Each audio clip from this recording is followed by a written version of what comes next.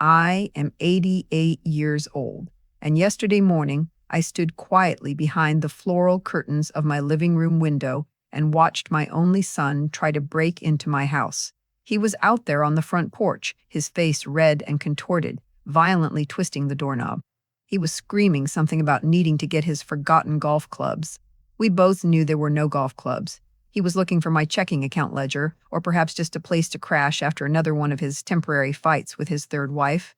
But the door didn't budge. Just 20 minutes earlier, a very polite locksmith named Earl had installed a brand new heavy-duty Schlage deadbolt. The sound of that tumbler clicking into place, it was the most beautiful music I had heard in a decade. For years, society has told women like me that we must be the eternal harbor for our children's chaotic ships. We are expected to keep the porch light on, the fridge stocked, and our wallets wide open. We are told that unconditional love means unconditional access. It is a lie, a beautiful, destructive lie that will drain your bank account and put you in an early grave. As David began kicking the heavy oak door, my hand trembled just a little, not out of fear, mind you, out of habit. The old me, the perfect mother, would have rushed to open it, apologizing for the inconvenience, offering him a hot cup of coffee and a check to smooth over whatever crisis he had manufactured today. But the old me is dead. Instead, I slipped my right hand into the pocket of my knitted cardigan. My fingers found the cold, heavy metal of a tarnished brass key, safety pin deep inside the fabric. I rubbed my thumb over its worn edges. This key doesn't open the new front door. It doesn't open my car. But it is the single most important object I own. Every time I feel the urge to cave, every time the guilt tries to creep back in, I touch this brass key. It is my anchor to the truth. David's screaming grew louder, shifting from demands to vicious insults. Selfish old bat. Crazy. Phenol. I took a slow sip of my Earl Grey tea. The heavy knocking finally stopped. I thought he had given up and walked back to his car. I let out a long breath. But then, from the back of the house near the kitchen, came the distinct, terrifying sound of shattering glass. I didn't flinch at the sound of the breaking window. I just set my teacup down on the saucer with a quiet clink. If you had told me 20 years ago that my flesh and blood would be crawling through broken glass to get into my kitchen, I would have called you insane, but entitlement isn't born overnight. It is a weed that grows slowly, watered by years of our own guilt and misplaced devotion. You see, women of my generation were sold a very specific, poisonous narrative. We were raised to believe that motherhood is a life sentence of martyrdom, that a good mother bleeds herself dry, so her children never have to feel a moment of discomfort. I fell right into the trap. It never starts with a broken window. It starts small. It started with, "Mom, I'm a little short on rent this month. Can you spot me $500?" Then it was paying off a credit card so his credit score wouldn't tank. Then it was co-signing a loan for a car he couldn't afford. I told myself I was helping. I told myself that's what families do. But I wasn't helping him build a life. I was funding a lifestyle of zero consequences. I had inadvertently transformed myself from a mother into an app machine. And the worst part about being an APMA, nobody respects the machine. They only care that it dispenses cash when they punch the buttons. When it runs empty, they kick it. My daughter, Sarah, was no better. She treated my home like a free 5-star hotel with complimentary childcare. She would drop her kids off on a Friday night without asking, saying she needed self-care and disappear until Sunday evening. I was exhausted. My joints ached. My Social Security checks were vanishing into their emergencies. I was drowning in my own home, tiptoeing around my adult children's moods, terrified of setting a boundary because, well, what if they got mad? What if they stopped bringing the grandkids around? What if I died alone? That fear is the collar they put around your neck, and they hold the leash. As I walked slowly toward the kitchen, listening to the crunch of David's boots on the broken glass of my back door, I realized something profound. The money they took from me over the years was a fortune. But the money wasn't the most expensive thing they took. What they truly stole from me was far, far worse. What they truly stole wasn't just my retirement fund. It was my sanctuary. It was my peace, my home. The one my late husband Arthur and I paid off over 30 agonizingly long years had slowly morphed into a chaotic, unpaid boarding house. They call it the sandwich generation when you have to care for growing kids and aging parents at the same time. But what do they call it when you are the aging parent, practically crumbling into dust, and you are still making sandwiches for a 42-year-old man who refuses to hold down a job? David would move back into his childhood bedroom for just a few months to get on his feet. Those few months would inevitably stretch into 2 or 3 years of him sleeping until noon and leaving wet towels on the hardwood floors. Sarah, on the other hand, treated my living room like a free 5-star hotel with complimentary 24/7 childcare. She would drop her hyperactive twins at my front door on a Friday evening with a breezy, "Mom, you're an absolute lifesaver. I just need a mental health weekend," and speed off in her least sub before I could even object. I loved my grandchildren, God knows I did. But at 80-something years old, with arthritis flaring in both knees, chasing toddlers isn't a joy. It's a physical hazard. I became a ghost in my own hallways. I picked up dirty laundry that wasn't mine. I washed dishes crusted with leftover takeout that I didn't eat. I found myself retreating to my bedroom earlier and earlier each evening, just to find a tiny, pathetic pocket of silence. I was suffocating under the heavy, suffocating weight of their entitlement. When you spend your entire life being the peacemaker, you forget how to declare a war. I had resigned myself to this miserable fate. I honestly thought this was just how my story would end, fading away quietly in the background of their loud, messy lives, serving them until my heart simply gave out. And I would have, too. Until the night of Thanksgiving last year. That Thanksgiving was the breaking point. After spending 3 days cooking a 20-pound turkey from scratch, Sarah complained that the Wi-Fi was too slow for her phone, and David borrowed $60 from my purse right in front of me. Something inside my chest finally snapped. I didn't yell. I just quietly told them that the hotel was officially closed. I packed David's bags myself and set them on the porch. I told Sarah she needed to hire a professional babysitter because her mother was retiring. It was my first real, solid boundary in decades. The fallout was exactly what I had feared. Screaming, tears, accusations of me being a cold, heartless mother, then came weeks of agonizing, deafening silence. I spent Christmas completely alone, staring at a plastic, pre-lit tree in the corner of the living room, crying into my hands and wondering if I had made a terrible, unforgivable mistake. But then, the new year brought a miracle. Or so I thought. In late January, Sarah showed up at my door, her makeup smeared, eyes red and puffy. She fell into my arms, sobbing, apologizing for being so blind to my exhaustion. She said she had been so selfish. A week later, David arrived wearing a clean, ironed shirt, holding a dozen yellow roses, Arthur's favorite flowers. He told me he had found a steady job, signed a lease on an apartment, and was even going to therapy. They organized a beautiful Sunday dinner at my house. They bought the groceries, they cooked the roast, they washed every single dish, and they laughed with me. For the first time in 10 long, exhausting years, I looked around my dining room table and felt the warm, comforting glow of a real, loving family. The prodigal children had returned, completely transformed.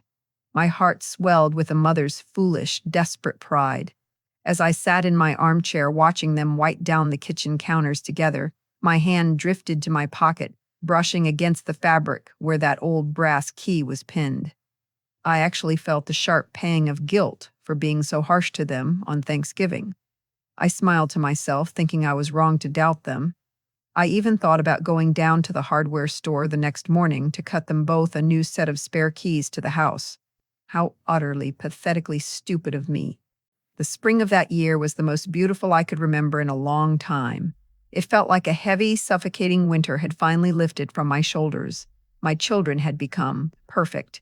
It was the kind of transformation you only see in those cheesy, made-for-TV family movies. David would come over on Saturday mornings without being asked, fire up Arthur's old rusted John Deere, and mow the front lawn. He even climbed up on the aluminum ladder and cleaned the dead leaves out of the gutters. Sarah started dropping by on Tuesday afternoons, not with her rowdy twins, but with a fresh bag of groceries and a couple of lats from that expensive coffee shop downtown. They were attentive. They were gentle. They were everything I had prayed they would be since the day they were born. I look back now and marvel at the sheer terrifying brilliance of it all. They weren't experiencing a moral awakening. They were just playing the long game. And I was the easiest mark in the world, because a mother's heart is designed to believe the best about her children, even when the evidence screams otherwise. By late April, the trap was fully set. It was a rainy Tuesday afternoon. David came over in a crisp, tailored suit he said he'd bought for a big job interview. We sat in the study, listening to the rain tap against the window panes. He poured me a cup of chamomile tea, set his leather briefcase on Arthur's old mahogany desk, and gave me a smile so warm it could have melted snow. "Mom," he said softly, reaching out to cover my wrinkled hand with his. "Sarah and I were talking. You've worked so hard your whole life. You shouldn't be stressing over property taxes, insurance premiums, and all this boring house paperwork at your age. You should be resting. Let me take this burden off your shoulders." He snapped open his briefcase and pulled out a neat, crisp manila folder. Inside was a stack of legal documents, meticulously marked with little yellow "sign here" sticky notes. "It's just some standard administrative stuff," he said smoothly, handing me a heavy, expensive-feeling blue pen. "It just gives me permission to handle the utility companies and the tax assessor so you don't have to wait on hold on the phone anymore. Just a formality, really." A wave of profound relief washed over me. Finally, I thought, someone is taking care of me. I took the blue pen. I hovered the tip right over the first yellow sticky note on the top page. I was half a second away from signing my name. But then, the edge of my sleeve caught the top pages, sliding them just an inch to the left. And my eyes fell on the bold black heading of the third document, deliberately buried near the bottom of the stack. The words on that hidden third page seemed to blur, then sharpen with a sickening clarity. It didn't say anything about utility companies or property taxes. The thick, formal cardstock read, "Durable power of attorney for healthcare and finances." My breath hitched in my throat, but I kept my head down, pretending to adjust the paper. Beneath that document was another, a quitclaim deed, transferring the absolute ownership of my home, the home Arthur built, the home I paid off, directly into a trust controlled entirely by David and Sarah. And tucked at the very back, almost as an afterthought, was a glossy, trifold brochure. I slid it out just enough to read the cover. It was for a severely underfunded state-run assisted living facility, 3 states away in rural Idaho, a place where the monthly fees were suspiciously cheap and where forgotten seniors were left to stare at linoleum walls until they expired. The blood drained from my face, pooling somewhere in my stomach, like a block of ice. The silence in the study suddenly felt deafening, broken only by the steady rhythm of the rain and David's soft, even breathing across the desk. In that single, shattering moment, the illusion of my renewed family evaporated. The yellow roses, the mowed lawn, the Tuesday coffees. It was all a calculated performance. A Trojan horse wheeled into my living room. They hadn't come back to take care of me. They had come back to manage me out of my own life. They wanted to liquidate my sanctuary, strip me of my independence, and ship me off to a warehouse in Idaho so they could finally cash in their inheritance while my heart was still beating. Most people assume that a betrayal like that would break a mother's heart. They think you would burst into tears, confront them, scream, or beg for an explanation. But I didn't feel heartbreak. What I felt was something entirely different, a cold, dark, and utterly absolute clarity. In that chair, staring at the paperwork that would have ended my life as a free woman, the good mother inside me finally, permanently died, and something much more dangerous took her place. I didn't gasp. I didn't throw the papers in his smug, handsome face. I simply took a deep breath, capped the blue pen, and offered David a warm, apologetic smile. "Oh, sweetheart," I lied, my voice remarkably steady. "The print on these is just so small. I can't quite make out the dotted lines. Let me run upstairs and grab my prescription reading glasses. I'll be right back down to finish this." David smiled back, completely oblivious to the fact that he had just awakened a sleeping dragon. Take your time, Mom. I'll make us some more tea. I stood up, walked out of the study, and slowly climbed the carpeted stairs. But I wasn't going to get my glasses. I was going to my bedroom to make the most ruthless, irreversible decision of my 88 years on this earth. Once I reached my bedroom, I closed the door quietly and locked it. I didn't go to my nightstand to fetch my reading glasses. Instead, I walked straight to the heavy cream-colored rotary phone that still sat on my dresser, the one Arthur bought in the late 80s. I picked up the receiver, dialed the local police precinct, and asked for dispatch. My voice didn't shake. I told the operator my name, my age, and my address.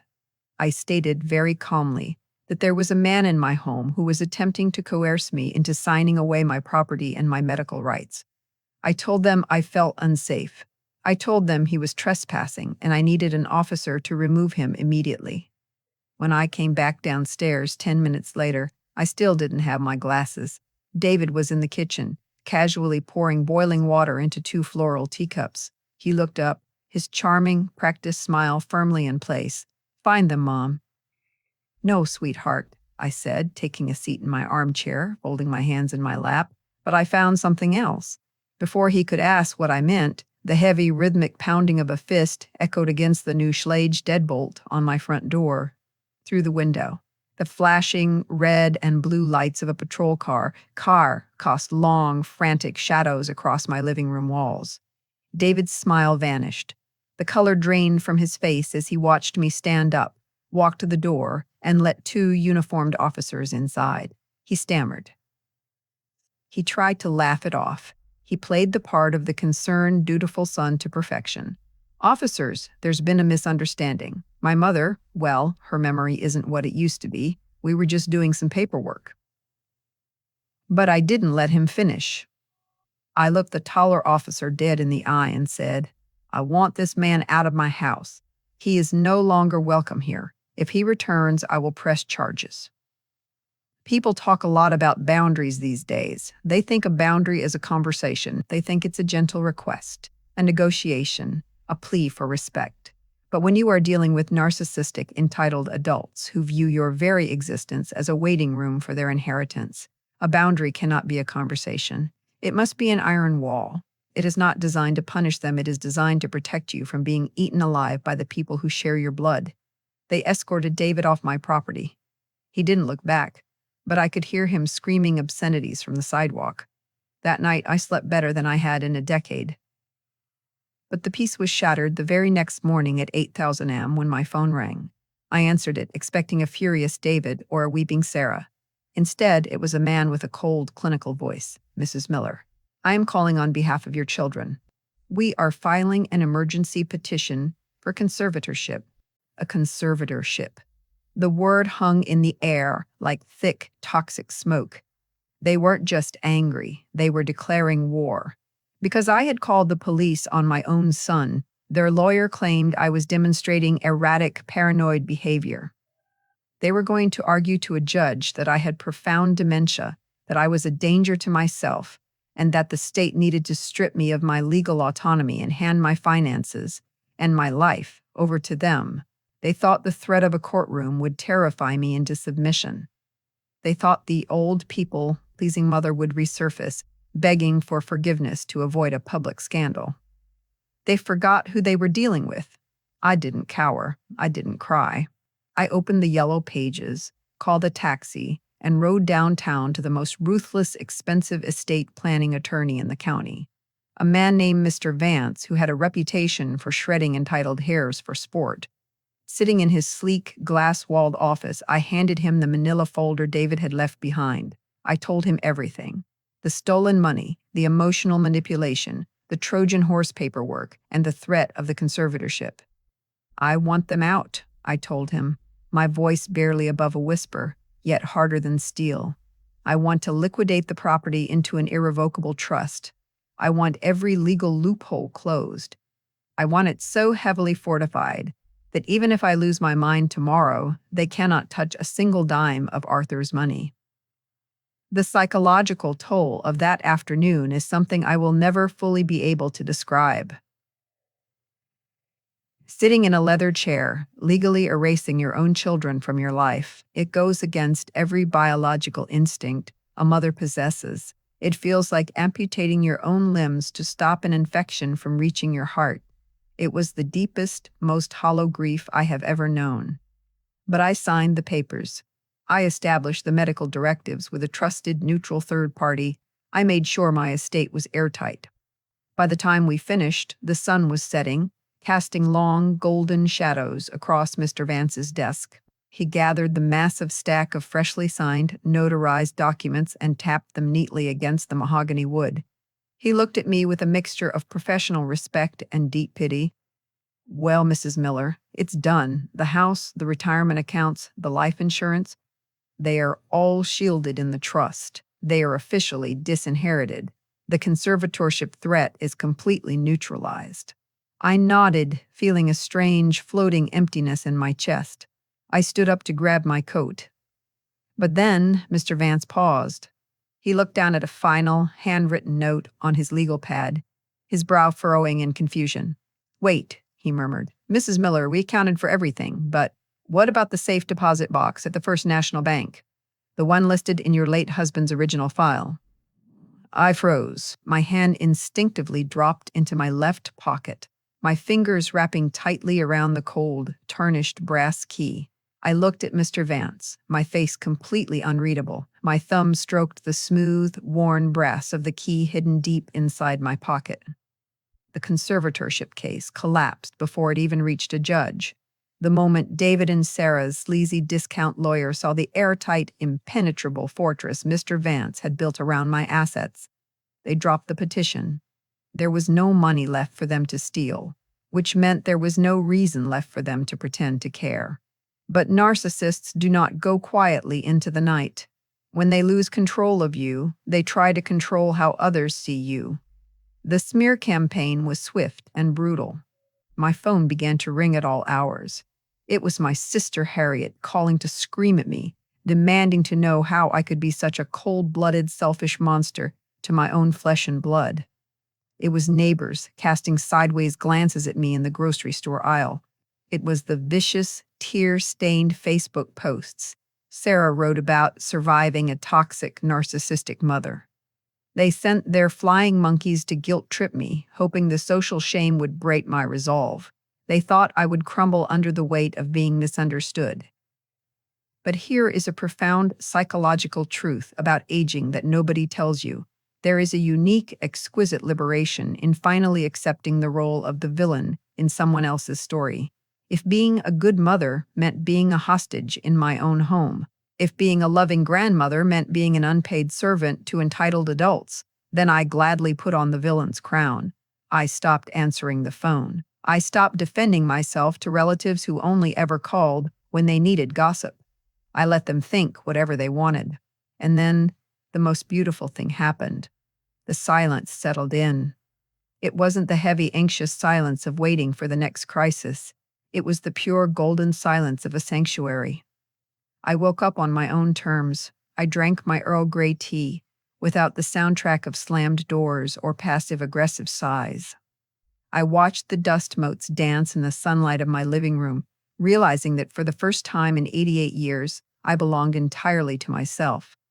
The trauma bond was broken. I had survived the withdrawal of their toxic presence, but there was still one final chapter left to close. One last secret that had been burning a hole in my pocket since the day Arthur died. I reached into my cardigan, unpinned the tarnished brass key, and called a cab to the First National Bank. The vault at the First National Bank was cold, smelling faintly of old paper and polished metal. The clerk left me alone in a small, windowless viewing room, setting the long metal safe deposit box on the table before quietly shutting the door. I sat down. I slid the tarnished brass key into the lock. Click. For years, David and Sarah assumed Arthur had left everything to me in a standard will, and that eventually it would all trickle down to them. They thought they knew everything about our finances. They were wrong. I opened the lid. There were no stacks of $100 bills. There were no gold bars. Inside lay a single, thick manila envelope, sealed with wax and a piece of folded parchment paper. I recognized Arthur's messy, slanted handwriting immediately. Tears pricked my eyes as I unfolded the letter. It was dated 12 years ago, just 3 months before his heart gave out. My dearest, the letter read, if you are opening this, it means the time has come. I watched David and Sarah as they grew. I saw the entitlement festering in them. I saw how they looked at our home not as a family hearth, but as an inheritance waiting to be cashed in. I knew that once I was gone, they would try to break you. I could not bear the thought of them turning my beautiful, generous wife into a victim. Beneath the letter was the real will. Arthur had secretly established a private, heavily funded spendthrift trust, solely in my name, located in an entirely different state. It was completely immune to probate, immune to conservatorships, and entirely invisible to our children. It held a small fortune, enough to ensure I could live out my days in absolute untouchable luxury, or hire round-the-clock private nurses if I ever needed them. The brass key wasn't just a piece of metal, it was Arthur's final act of love. He had reached out from the grave to give me the ultimate weapon, the financial power to walk away from my abusers without a second thought. He had given me permission to cut them off. I sat in that quiet room holding the letter to my chest. I didn't weep for the children I had lost. I wept for the beautiful, fierce freedom I had finally found. I am 88 years old, and my life is just beginning. I sold the house last month. I moved to a luxury retirement community on the coast, where the ocean breeze smells like salt and new beginnings. I haven't spoken to David or Sarah in over a year. I don't know where they are, and I don't care. If you are listening to this, and you are shrinking yourself to fit into the suffocating demands of your grown children, listen to me carefully. Do not wait until they drain your last drop of blood. If they treat your home like a hotel and your heart like an atom, change the locks and throw the old key in the river. You owed them life when they were born, but you do not owe them your death.